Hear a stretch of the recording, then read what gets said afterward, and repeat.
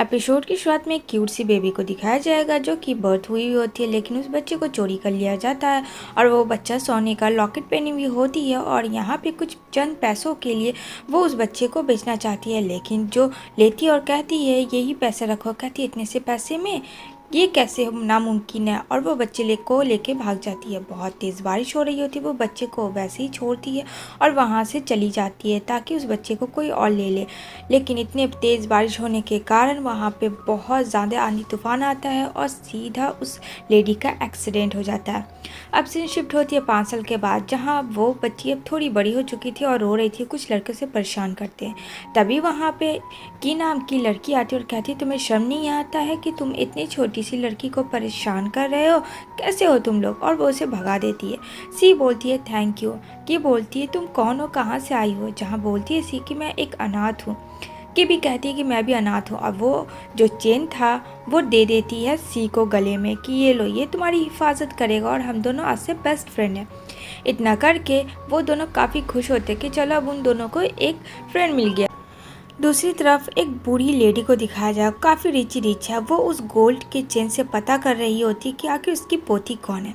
तभी यहाँ पे सी अब बड़ी हो चुकी है और गोल्ड का चेन दिखाया जाएगा। लेकिन सी जो है उनकी बातें उसकी नीयत ख़राब हो जाती है कि वो इतनी रिच फैमिली से है।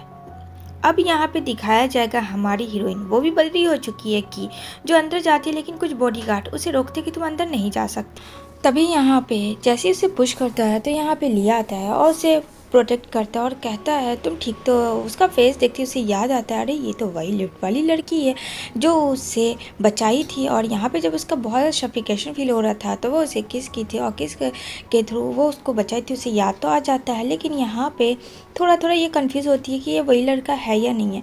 उतने में आती है यहाँ पे सी, और सी एकदम उसका हर तेवर चेंज हो जाता है। लेकिन इसके लिए काफ़ी खुश थी कि चलो उसके रियल मॉम डैड आ गए उसको ले जाने के लिए।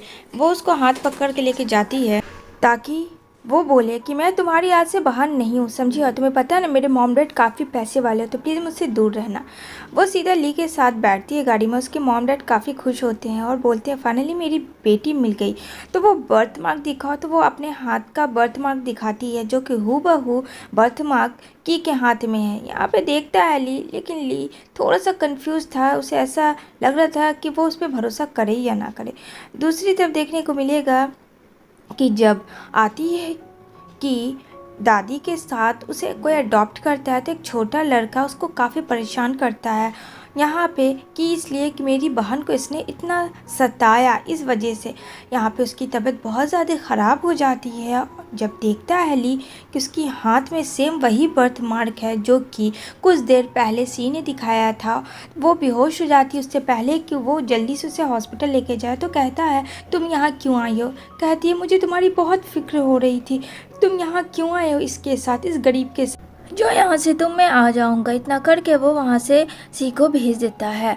यहाँ पे उसे तो ऐसा लगता है कि तो उसे होश आती है, लेकिन वो अपना हाथ को रोक लेता और कहती है थैंक्स तुमने मुझे बचाया पर इसका ज़रूरत नहीं है। एंड देन वो चली जाती है अपनी भाई के पास, जहाँ उसका भाई उसे बुलाता है फ़ोन करके, कहता है प्लीज़ सिस्टर मुझे बचा लो, मैंने कुछ पैसे इन लोगों से उधार लिए थे। यहाँ पे कहती है तुम्हें पता है ना कि हम लोगों के पास पैसे की सख्त प्रॉब्लम है, उसके बाद तुम ऐसा कैसे कर सकते हो।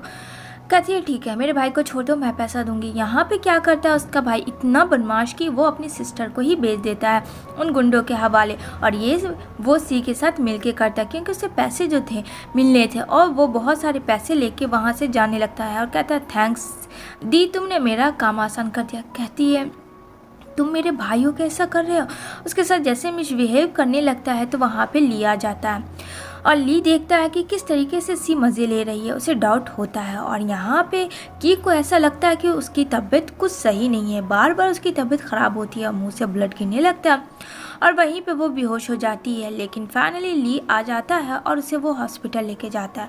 जब वो अगेन बर्थ मार्क देखता है तो यहाँ पे वो अपने असिस्टेंट को कहता है कि इसके बारे में पता करो, आखिर ये कौन है, इसका डीएनए टेस्ट रिपोर्ट निकालो। जैसे ही वो ठीक होती है देखती है ली है पास में, वो दूर जाना चाहती थी क्योंकि उसको लगता था कि सी उसको पसंद करती है, वो उसके बीच ना आए। उसे तो बहुत अच्छी सिस्टर मानती थी।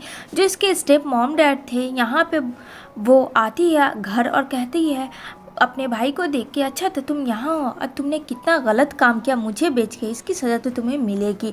यहाँ पे उसकी मॉम कहती है अरे ये भाई है, जाने दो ना। उसका स्टेप ब्रदर बोलता है और उसकी तो वो रियल मॉम होती है। तभी यहाँ पे उसके स्टेप मॉम एंड डैड सोच रहे होते हैं कि किस तरीके से बेच दें की को और उससे मोटे रकम ले लिया जाएगा, क्योंकि की बहुत खूबसूरत जो थी। उसके मॉम डैड तो डिसाइड ही कर चुके थे। दूसरी तरफ दिखाया जाएगा कि ये आती है सी और रिग्रेट करती है, प्लीज़ मॉम मुझे माफ़ कर दो, इस घर से मुझे मत निकालो, क्योंकि ली ने DNA टेस्ट का रिपोर्ट जो था उसने सोच लिया था कि आखिर सी ऐसा क्यों कर रही है। तभी यहाँ पे वो बोलता है कि तुमने तो एक लड़की के साथ लड़की होने का भी फ़र्ज़ नहीं निभाया। वो तो तुम्हें अपना दोस्त मानती थी, अपनी सिस्टर मानती थी, तुमने उसके साथ क्या किया, 4 गुंडों के हवाले उसे तुमने बेच दिया। यहाँ पे कहती है सी मॉम प्लीज़ मुझे माफ़ कर दो, मैं आपसे कुछ भी झूठ नहीं बोलूँगी।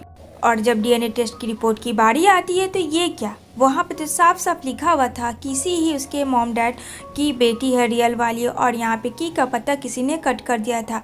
ये सब किसी और ने नहीं बल्कि सी ने किया था। तभी कॉल आता है सी के पास और यहाँ पे वो कहती है तो बहुत बड़े फैमिली की बेटी बनके तुम्हें कैसा लग रहा है। तो कहती तुम कौन हो और क्या चाहती हो। कहती इस एड्रेस पे आके तुम मुझसे मिल लो। और जब वो जाती है तो ओरिजिनल DNA यानी कि जो की का DNA टेस्ट की रिपोर्ट मिलता है वो उसके पास होता है। ये वही है जो बच्चे को खरीदी थी बचपन में, लेकिन वो नैनी ने बच्चे को बारिश में छोड़ दिया था।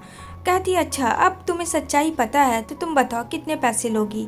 वो उसको पैसे देके मुंह बंद करवा देती है। लेकिन यहाँ पे ली भी खामोश नहीं बैठता, वो चारों तरफ खोज रहा होता है और अपने जासूस को लगा देता है। जो जासूस बताता है किसी लड़की से मिल रही है और ये बचपन में यानी की को किडनैप करना चाहती थी, वो सब कुछ बता देता है ली को। अब ली आता है जहाँ वो बोलता है ठीक है मैं इसका पर्दाफाश करके रहूँगा। यहाँ पे सी आती है और यहाँ पे जब की को देखती तो काफ़ी गुस्सा करती है। की कहती है मॉम मैं हूँ। यहाँ पे कहती है उसकी मॉम कि तुम मेरी बेटी हो ही नहीं सकती, और वो पियानो बजाने लगती है। वो पियानो वही होता है जो ठीक की मॉम को आता था, उसने बचपन में सिखाया था। लेकिन इन सब चीज़ों से फ़िलहाल तो सी अनजान थी, उसे नहीं पता था कि आखिर ये पियानो बजाने का क्या सीन चल रहा है। और देखते ही देखते उसकी मॉम के आंख में आंसू आ जाता है कि ये पियानो किसी को नहीं आता बजाने, सिर्फ उसकी मॉम यानी उसको और उनकी डॉटर जो बचपन में सिखाई थी। अब यहाँ पे वो कहती है मॉम मैं ही आपकी बेटी हूँ, ये आपकी बेटी नहीं है। लेकिन फिर भी वो उसे अनदेखा कर देती है और यहाँ पे बहुत सारे पैसे लुटा देती है ऐसी की के ऊपर, और कहती है ये तो कोई भी बजा सकता है, तुम तो चोरी भी कर सकती हो। तभी यहाँ पे ली आता है और ली कहता है कि आपको क्यों नहीं समझ में आ रहा है मिस की कि ये आपकी ही असली बेटी है। क्या आपको नहीं पता ये पियानो दुनिया के कोई कोनों में नहीं बजा सकते, इस चीज़ से तो आप अच्छे से वाकिफ़ है। यहाँ पे बोलती है छोड़ो रहने दो, अगर उनकी खुशी सी को एक्सेप्ट करने में है तो मुझे कोई प्रॉब्लम नहीं है। बस सी की जो हरकत थी उसकी वजह से मैं नाराज़ थी, और वो वहाँ से चली जाती है। तो ली कहता रुको मैं भी तुम्हारे साथ आऊँगा, और ली भी उसके साथ चला जाता है। तभी यहाँ पे ली की काफ़ी तबीयत ख़राब होती है। कहता है मुझे बहुत ज़्यादा फील हो रहा है अजीब सा, मुझे सांस नहीं जा रही, प्लीज़ मेरी हेल्प करो। तो वो उसे किस करती है और यहाँ पे वो चाहती तो थी ली को, लेकिन ली को इसलिए उससे दूर थी क्योंकि उसे ऐसा लग रहा था कि वहाँ पे सी का हक है, और वो सी को अपनी जान से भी ज़्यादा प्यार करती थी, इसलिए ली को उसने अपनी प्यार की कुर्बानी दी थी। अब उसकी मॉम जो है वो की को बेच देती है और बहुत सारे रकम उसे मिलती है। वो काफ़ी खुश होती है। जब ये बात ली का असिस्टेंट बताता है तो वो दौड़ के उस होटल जाता है, लेकिन यहाँ पे दरवाज़ा लॉक होता है। दरवाज़ा खोलने की बहुत कोशिश करता है लेकिन दरवाज़ा नहीं खुलता है, तो बोलता नहीं अब दरवाज़ा को तोड़ देना चाहिए। जब दरवाज़ा तोड़ता है तो उसे नशे की ड्रिंक पिला देता है, लेकिन वो उसे निकालता है धक्के मार के और काफ़ी मारता है, उसको पुलिस के हवाले अरेस्ट करवा देता है। यहाँ पे कहता है की को तुम ठीक तो हो, तुम्हें तो कुछ हुआ तो नहीं। लेकिन की काफ़ी ज़्यादा गर्मी लग रही थी और कहती प्लीज़ मुझे सेव करो, मुझे बचा लो, और यहाँ पे वो उसको अपनी ओर खींच लेती है। यहाँ पे वो दोनों एक दूसरे के साथ होते हैं। तभी नेक्स्ट डे मॉर्निंग में जब होश आता है की को। तो कहती तुम मेरे बेड पे क्या कर रहे हो? तो बोलता ली अच्छा ये सवाल तो मुझे तुमसे पूछना चाहिए कि ये तो तुमने ही मुझे फोर्स किया था। जब उसे याद आता है तो काफ़ी देर हो जाता है और काफ़ी ज़्यादा शॉक्ड होती है, एम्बैरेस वाली मोमेंट। अब सीन धीरे धीरे शिफ्ट होती है। यहाँ पे 1 साल के बाद का तरक्की दिखाया जाएगा जहाँ पे एक बिजनेस वूमेन की हो जाती है और यहाँ उसकी मॉम उसके पास आना चाहती है, लेकिन यहाँ पे वो बिल्कुल मॉम से नहीं मिलना चाहती। जब उसको सहारा देना था, उसकी मॉम की सबसे ज़्यादा ज़रूरत थी, तो उसकी मॉम ने उसका साथ नहीं दिया। तो की भी काफ़ी नाराज़ थी अपनी मॉम से। यहाँ पे कहती है मुझसे गलती हो गई बेटा, मुझे माफ़ कर दो। आखिर बड़ों से भी तो गलती हो जाती है। यहाँ की का वफादार कहता है कि अपनी माँ से मिल लो, छोड़ो ये नाराज़गी, वो खाना लाई थी तुम्हारे लिए। तो कहती ठीक है दी, दो मुझे खाना। यहाँ पे दिखाया जाएगा उसका छोटा भाई कहता है मुझे माफ़ कर दो, मुझे लगा था कि तुम मेरी सिस्टर को परेशान कर रही हो, लेकिन मेरी सिस्टर तो तुम ही निकली। अब प्लीज़ मुझे माफ़ कर दो ना। कहती अच्छा बड़ा जल्दी तुम मान गए। कहता मैं ऐसा दोबारा गलती नहीं करूँगा सिस्टर। कहती चलो ठीक है जाने दो। यहाँ पे वो अपनी मॉम का बनाया हुआ खाना खाती है जो उसे याद दिला देता है किस तरीके से उसके मॉम और डैड परेशान थे जब वो लापता हो गई थी, क्योंकि वो पेन ड्राइव वो उसका वफादार देता है की को देखने के लिए और की सब टीवी पे देख रही थी। इससे वो काफ़ी इमोशनल हो जाती है और याद करने लगती है अपने मॉम डैड को। तभी वहाँ पे लिया आता और कहता रो मत, सब ठीक हो जाएगा, मैं हूं ना तुम्हारे साथ। कहती है हाँ मुझे पता है, लेकिन मेरी भी गलती है, मुझे अपनी मॉम से ऐसे बात नहीं करना चाहिए।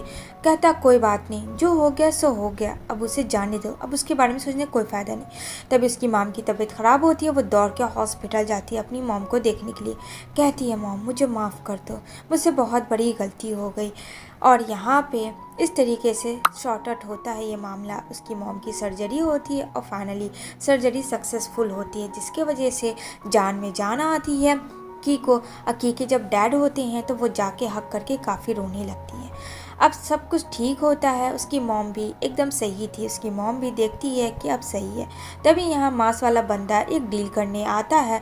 यहाँ पे कहती है क्या आप ये मांस हटा सकते हैं? तो कहता नहीं, मैं ये मांस लगा के ही कॉन्ट्रैक्ट पे साइन करवाऊँगा, तो 50% शेयर मैं आपको दे रहा हूँ, क्या लगता है आपको, आप अच्छे से काम कर पाओगी ना?